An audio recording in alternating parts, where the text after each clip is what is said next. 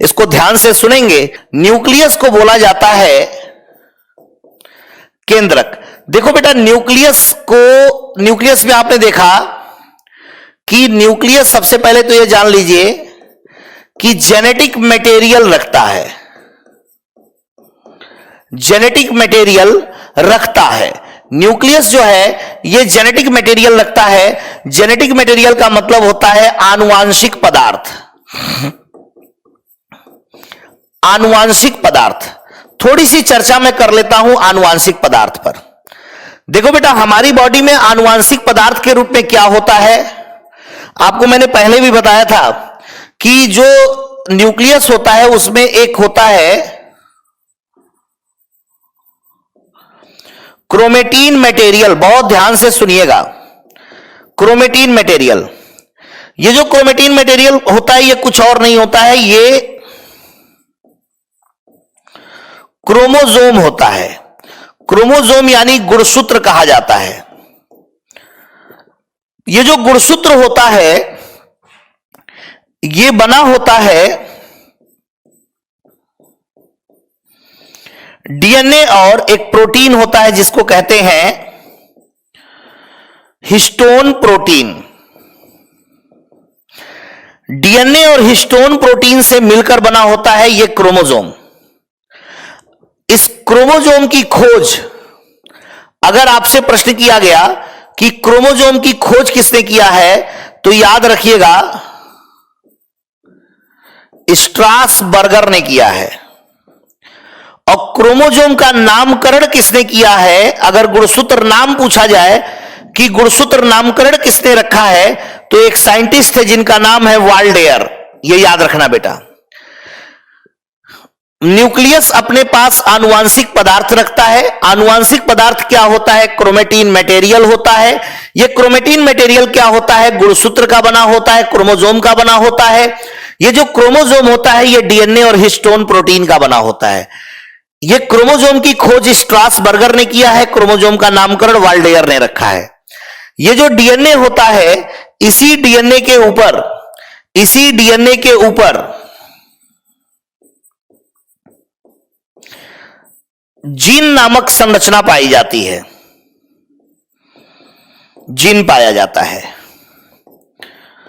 अब आपसे एक क्वेश्चन यहां पूछा जाता है। आपने तीन चीजें देखी, एक देखा क्रोमोसोम, एक देखा आपने डीएनए, एक देखा आपने जीन। तो ये तीनों जो होते हैं ये तीनों के तीनों जेनेटिक मटेरियल हैं बेटा, जेनेटिक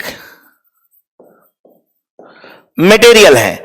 अगर आपसे क्वेश्चन किया गया कि स्मॉलेस्ट यूनिट ऑफ हेरिडिटी, तो आप स्मॉलेस्ट यूनिट ऑफ हेरिडिटी बोलेंगे जीन को।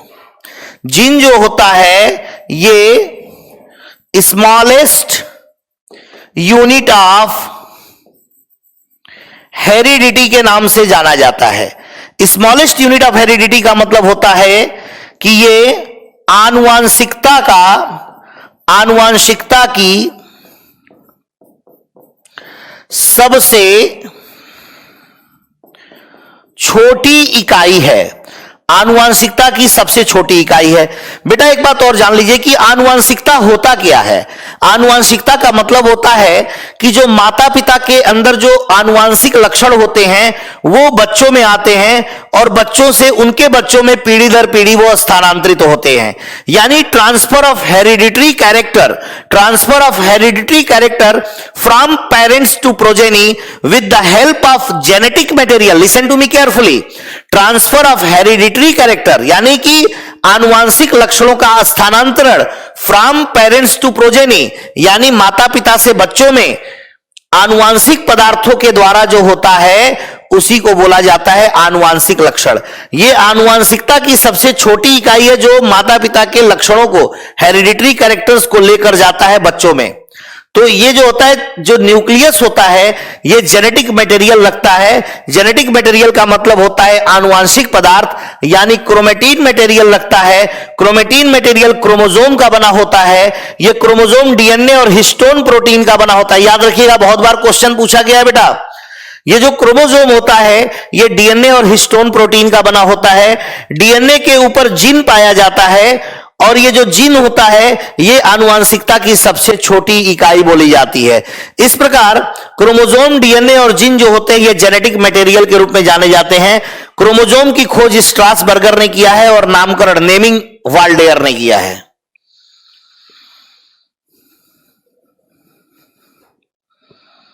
इसको नोट डाउन कर लीजिए बेटा।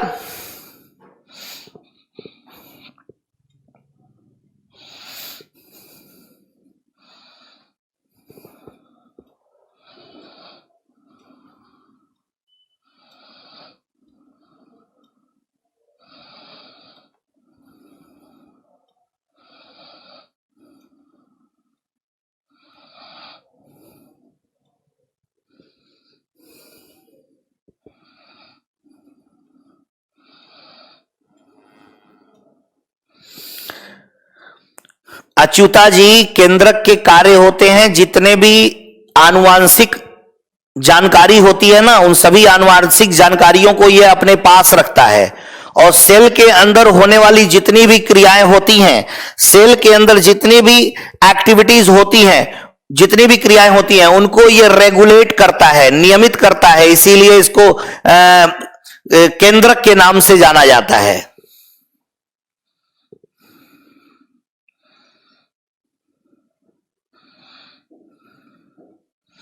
अभी कौशल्य जी आपको बताऊंगा गोल्गी बॉडीज क्या होता है। अभी तो मैं 2-3 सेल वॉल बताया, सेल मेम्ब्रेन बताया, फिर उसके बाद न्यूक्लियस के बारे में बताया हूं। और ये न्यूक्लियस होता है brain of the cell. Yes Safiq ji, you are right, brain of the cell कह सकते हैं आप इसे। डीएनए का फुल फॉर्म होता है deoxyribonucleic acid. Sunil ji, deoxyribonucleic acid. Histone protein क्या होता है? ऐसा प्रोटीन जो क्रोमोसोम को बनाने में मदद करता है उसे हिस्टोन प्रोटीन कहते हैं। एक प्रोटीन का नाम है बेटा।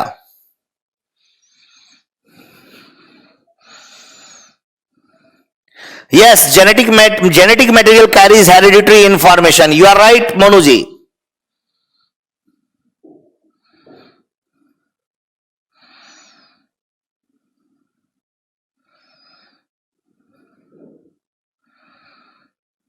Okay, thank you.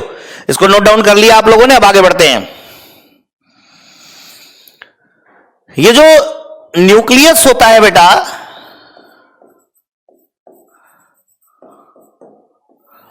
कुछ इस तरीके का न्यूक्लियस था।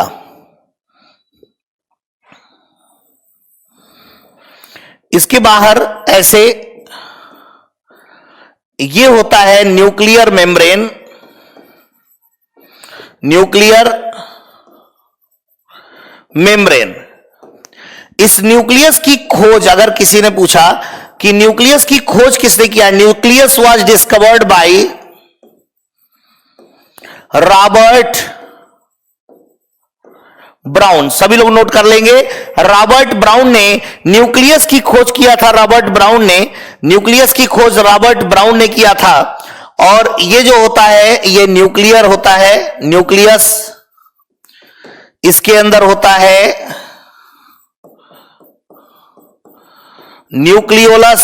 अगर आपसे क्वेश्चन किया गया कि ये न्यूक्लियोलस का क्या फंक्शन होता है तो याद रखिएगा न्यूक्लियोलस जो है ये सेल डिवीजन में हेल्प करता है।